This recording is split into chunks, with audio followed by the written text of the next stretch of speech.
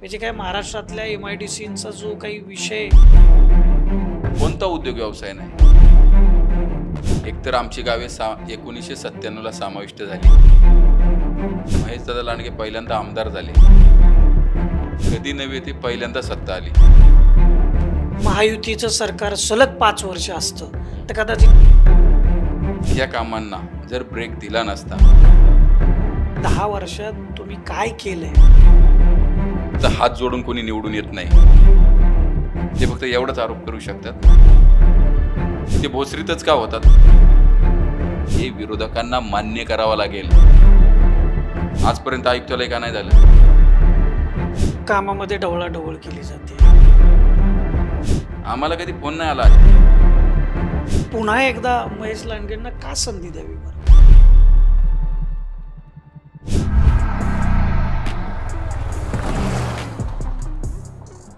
Post graduate degree कोर्सच्या माध्यमातून परिपूर्ण राजकीय नेतृत्व घडवणारं आणि प्राध्यापक राहुल कराड यांच्या संकल्पनेतून साकारलेलं भारतातील पहिलं institute MIT school of government. नमस्कार, मी Deepak Darade. For the people न्यूजमध्ये आपलं सर्वांचं स्वागत आहे. मंडळी, विधानसभा निवडणुकीच्या पार्श्वभूमीवरती आपण वेगवेगळ्या मतदारसंघामध्ये जातोय आणि आमदार कसा असावा हे आपण लोकांकडून, नागरिकांकडून, तिथल्या काही नेत्यांकडून त्यांची मतं काय आहेत, आमदार कसा असला पाहिजे याविषयी बोलतोय. आत्ता आपण भोसरी विधानसभा मतदारसंघ जो आहे ज्याची चर्चा ही केवळ फक्त पिंपरी चिंचवड शहर किंवा पुणे जिल्ह्यापुरती मर्यादित नाही, ती महाराष्ट्रभर चर्चा मर्यादित की हे भोसरीचा जो आखाडा आहे, भोसरीचं जे मैदान आहे ते नेमकं कोण मारणार, अशी चुरशीची लढत इथं होण्याची शक्यता आहे. आणि भारतीय जनता पार्टीकडून या ठिकाणी विद्यमान आमदार महेश लांडगे यांना उमेदवारी मिळाली आणि या अनुषंगानं आपण या ठिकाणी माजी महापौर राहुल जाधव माझ्यासोबत आहेत. त्यांच्याशी आपण बोलत आपलं मनापासून स्वागत आहे फॉर द पीपल न्यूजमध्ये. जनरली आमदार कोण असावा अशा पद्धतीनं चर्चा होते, परंतु आम्ही आमच्या या महाराष्ट्र दौऱ्यामध्ये आम्ही वेगवेगळ्या लोकांशी बोलतो आणि आमदार कोण असावा याच्या बरोबर तर चर्चा होत राहतात, पण तो आमदार कसा असावा याविषयी चर्चा व्हायला पाहिजे. कारण आमदार आपल्या विधानसभा मतदारसंघाचं प्रतिनिधित्व राज्य विधिमंडळामध्ये करत असतात. राज्य विधिमंडळामध्ये धोरणं होत असतात, त्याच्यामध्ये शिक्षण, आरोग्य, पायाभूत सुविधा, उद्योग, व्यापार असं अनेक धोरणं त्या ठिकाणी राज्य सरकार करत असतं. आणि भोसरी विधानसभा हा अतिशय महत्त्वाचा आहे. म्हणजे काय महाराष्ट्रातल्या MIDCचा जो काही विषय आपण घेऊ तर त्याच्यामध्ये भोसरी ही जी MIDC ती अगदी वरच्या क्रमांकावर येते. म्हणून या ठिकाणच्या लोकप्रतिनिधीला महत्त्व खूप आहे. इथं उद्योग आहे, इथं शिक्षण आहे, इथं रोजगार आहे आणि त्या अनुषंगानं मग इथला आमदार कसा असावा म्हणून आपल्याला खरं तर आपल्याकडून हे जाणून घ्यायचं आहे. दराडे साहेब नमस्कार. फॉर द पीपल्स आणि मला या ठिकाणी माझं मनोगत व्यक्त करण्यासाठी तुम्ही मला खास निमंत्रित केलं, त्याबद्दल आपला आभार. आमदार कसा असावा हा आपला एक प्रश्न आहे. तर आमदार हा सर्वगुण संपन्न असावा. त्या गुणांमध्ये आपल्या मतदारसंघातील नागरिकांची कदर त्या व्यक्तीला असावी, असा आमदार असावा. दुसरा विषय, भोसरी मतदारसंघ यामध्ये अनेक कंपन्या आहेत.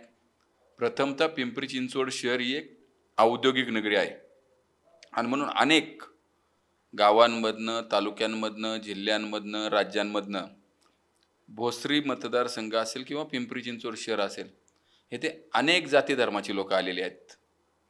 कोण उद्योग व्यवसायानिमित्त आलं, कोण कामानिमित्त आलं, अनेक जण आलेले आहेत. आणि म्हणून हा पिंपरी चिंचवड शहर हा सर्व जाती धर्माच्या लोकांनी भरलेलं शहर आहे.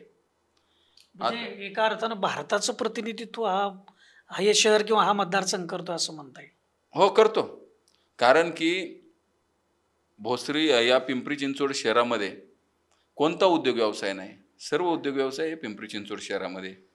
आणि म्हणून तेवढाच कर्तव्यदक्ष आमदार म्हणून या भागातला आमदार पाहिजे.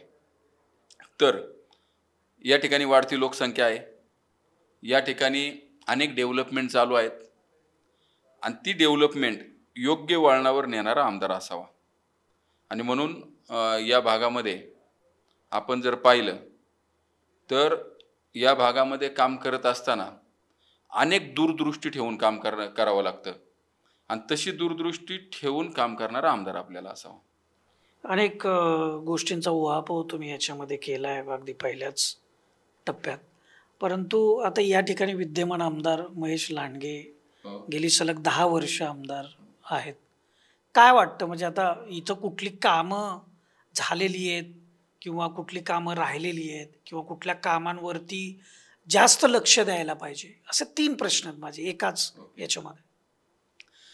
बऱ्यापैकी बघा, 10 वर्षापूर्वी एकतर आमची गावे 1997ला समाविष्ट झाली. त्यानंतर आमचा भाग दुर्लक्षित होता. त्यानंतर 2014ला महेशदादा लांडगे पहिल्यांदा आमदार झाले. त्यानंतर या भागामध्ये त्यांनी खूप लक्ष दिलं. 2017ला या ठिकाणी भारतीय जनता पार्टीची पिंपरी चिंचवड शहरामध्ये कधी नव्हे ती पहिल्यांदा सत्ता आली. आणि सत्ता आल्यानंतर दादांनी पहिले 2 महापौर हे समाविष्ट गावातले गेले. एक चरवलीमधनं नितीन आप्पा काळजे केले, दुसरं मला या ठिकाणी महापौर केलं चिखली गावचा म्हणून. आणि या शहरामध्ये काम करत असताना समाविष्ट गावांना कशा पद्धतीनं भरीव निधी देता येईल आणि कशा पद्धतीनं कामं करता येईल अशा पद्धतीनं आम्ही दादांच्या माध्यमातून काम करत होतो. आणि हे काम करताना पहिले आम्ही DP रस्ते विकसित केले, आरक्षणं विकसित केली आणि त्याचबरोबर या भागाची वाढती लोकसंख्या डेव्हलपमेंट पाहून पाण्याची आवश्यकता म्हणून दादांनी भामा आसखेड धरणावरनं 268 MLD पाणी हे मंजूर करून आणलं. प्रथमतः 100 MLD पाणी हे सुरू झालं. आता उर्वरित पाणी पुढच्या टप्प्यामध्ये येईल. म्हणजे दूरदृष्टी असली पाहिजे. मी पहिल्यांदा पण पहिल्या वाक्यात बोललो की दूरदृष्टी असणारा जो लोकप्रतिनिधी आमदार असेल असा आमदार आपल्याला पाहिजे. तर ही कामं करत असताना अगदी तळवड्यापासून तर चरवलीपर्यंत दूरदृष्टी ठेवूनच कामं केली. बघा, तळवड्यामध्ये एक मोठं गार्डन होतं आहे, त्याला आत्ता मंजुरी मिळाली. चिखलीमध्ये संत श्रेष्ठ जगद्गुरू तुकाराम महाराज वैकुंठाला जाताना आपले टाळ टाकून गेले म्हणून त्या ठिकाणी संतपीठ होते. मोशीमध्ये धर्मवीर छत्रपती संभाजी महाराजांचा 140 फुटाचा पुतळा होते. क्रिकेटचं स्टेडियम होतं आहे. त्या ठिकाणी 850 बेडचं मोठं हॉस्पिटल होतं आहे. कॅन्सरचं हॉस्पिटल होतं आहे. तशाच पद्धतीने चरवलीमध्ये IT होते. आणि चरवलीमध्ये जर आपण पाहिलं तर 1-2 वर्षापूर्वी आलेला माणूस चरवलीमध्ये आल्यावर चुकेल एवढ्या मोठ्या प्रमाणात रस्ते आणि DP डेव्हलपमेंट ह्या भागामध्ये झालेलं आहे. आणि म्हणून दादांची जे तुमचे 3 प्रश्न मला होते, काय कामं झालीत, काय कामं व्हायची आणि काय कामं बाकी आहेत, तर अशा पद्धतीनं ही डेव्हलपमेंट चालू आहे. आता काय कामं बाकी, ते एक नदी सुधार प्रकल्प जो मंजूर करून आणला, तर त्याचे आपण खराब पाणी येतं त्यासाठी आपण जी ड्रेनेज लाईन करतो त्या ड्रेनेज लाईनचं काम आता झालेलं आहे. आणि नदी सुधार प्रकल्पातून बाकीची जी काही कामे आहेत ती कामे देखील होतील. आणि ही लोकांना अपेक्षा आहे की ते काम झालं पाहिजे. इंद्रायणी नदी ही एक पवित्र नदी आहे आणि इंद्रायणी नदीला खूप मोठा इतिहास आहे. अगदी संत ज्ञानेश्वर महाराजांपासून तुकाराम महाराजांपर्यंत ते आत्तापर्यंत त्या नदीला खूप मोठं पवित्र मानलं जातं. म्हणजे हा जो एक दावा केला जातो की जर महाराष्ट्रामध्ये महायुतीचं सरकार सलग 5 वर्ष असतं तर कदाचित ही कामं झाली असती, त्यात किती तथ्य? बघा, 2014ला आपलं सरकार आलं महायुतीचं, तेव्हा शिवसेना आणि भाजपचं सरकार आलं. 19ला जनादेश मिळाला, परंतु बरेच जणांनी आपापल्या सोयीनुसार राजकारण केलं आणि त्यामध्ये सरकार गेलं. 2.5 वर्ष जे सरकार गेलं त्यामध्ये आपण जर पाहिलं तर अनेक प्रोजेक्ट बंद पडले. त्यामध्ये नदी सुधार प्रकल्प पण होता.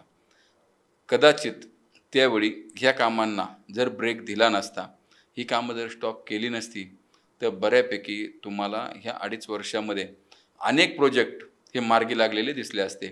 परंतु त्यावेळी अडवलेले प्रोजेक्ट नंतर पुन्हा महायुतीची सत्ता आली.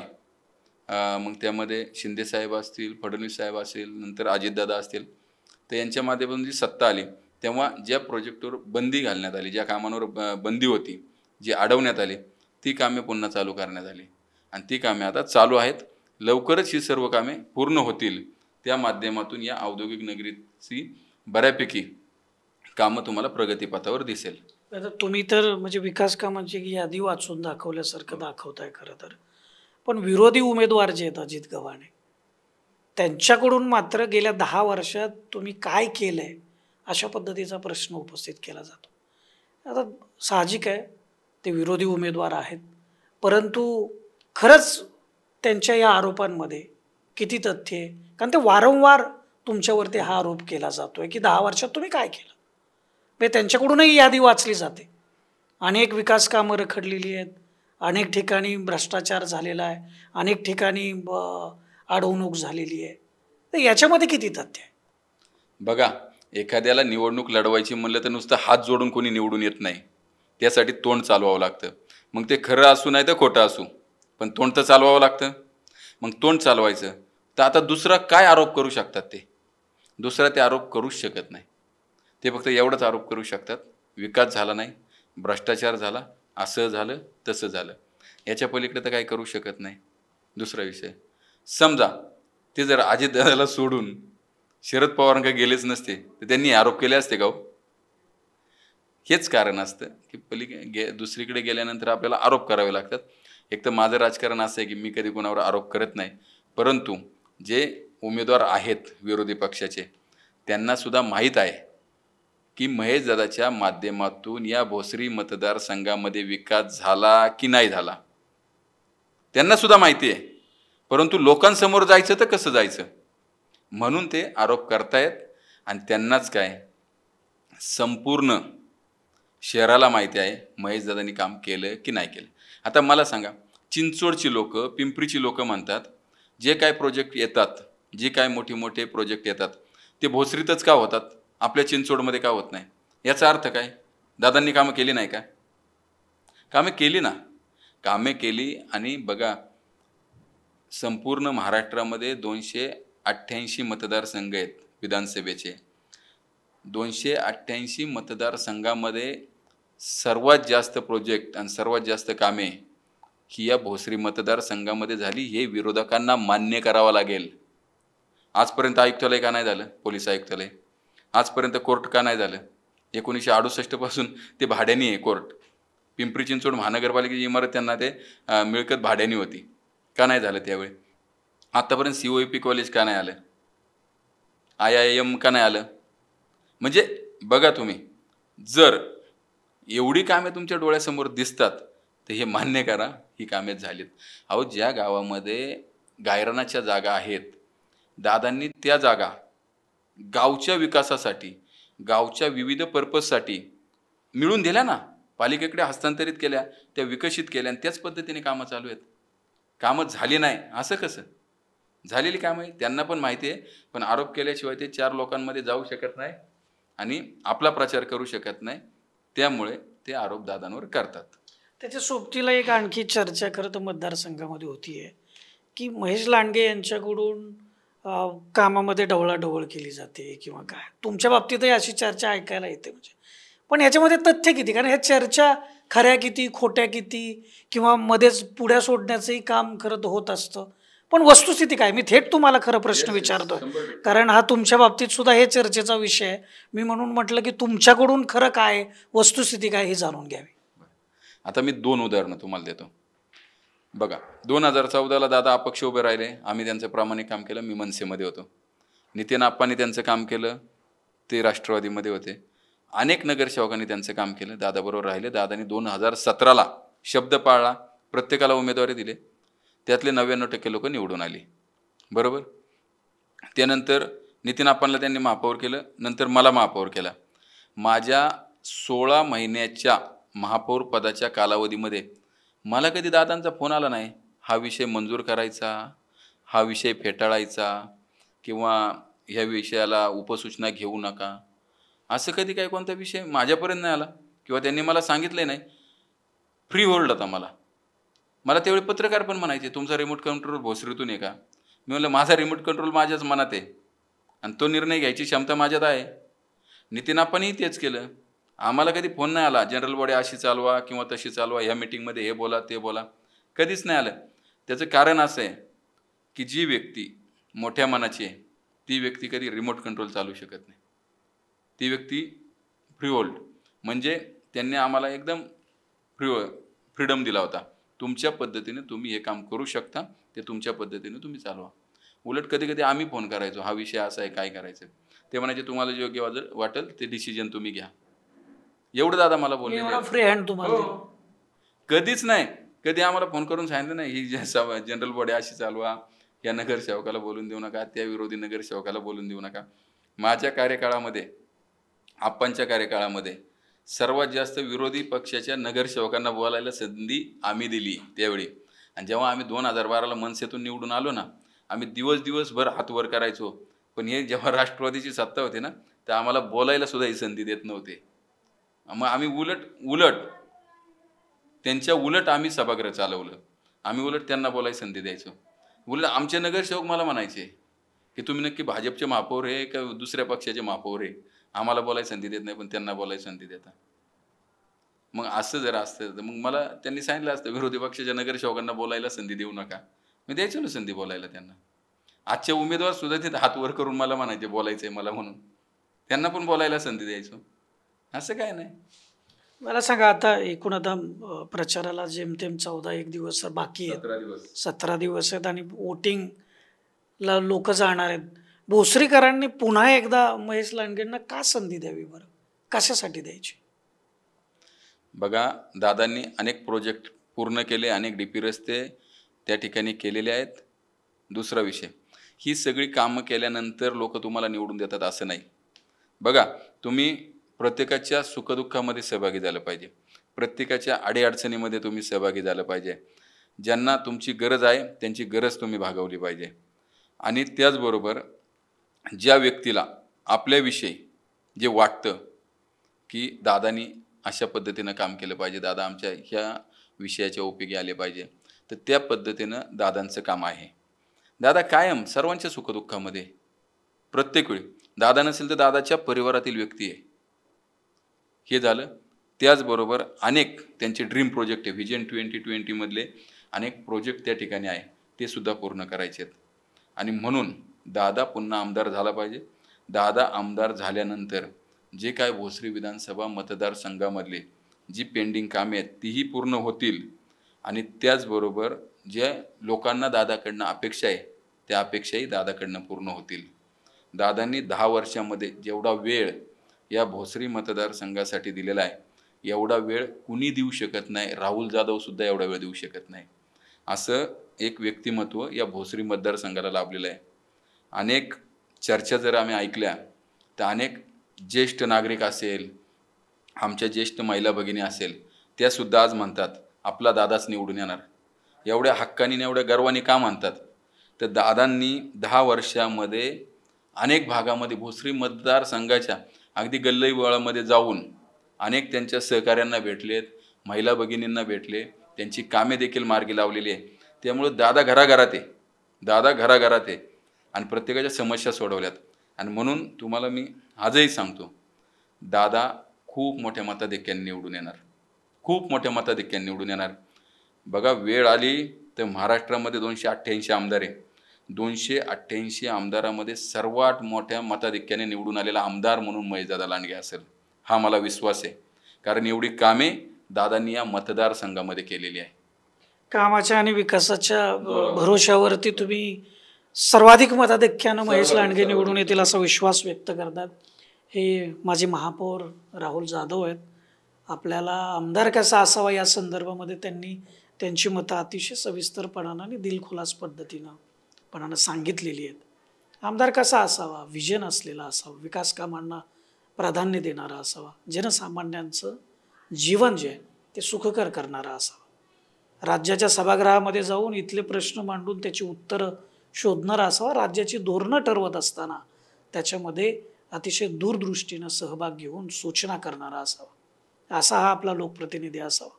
आपल्याला काय वाटतं हे व्हिडिओच्या खालील कमेंट बॉक्समध्ये जरूर कळवा. आणि फॉर द पीपल न्यूज चॅनलचा जो हा आमदार कसा असावा हा जो दौरा आहे आपला, हा वेगवेगळ्या मतदारसंघामध्ये जाणार आहे, तिथल्या प्रतिक्रिया आपण जाणून घेणार आहे. तुम्ही आमची सोबत करा आणि चॅनलच्या यूट्यूब आणि फेसबुक, इंस्टाग्रामवरती पेज जे आहे त्याला लाईक, सबस्क्राईब आणि फॉलो करा. कॅमेरामन रोहित वनकट्टेसह मी Deepak Darade for the people news, Bhosari विधानसभा. भारत दुनिया का सबसे बड़ा लोकतंत्र और NLC भारत देश का सबसे बड़ा गैर राजनीतिक मंच. शक्तिशाली लोकतंत्र के लिए राहुल कराट का सार्थक कदम. मुंबई में हुआ ऐतिहासिक प्रथम राष्ट्रीय विधायक सम्मेलन.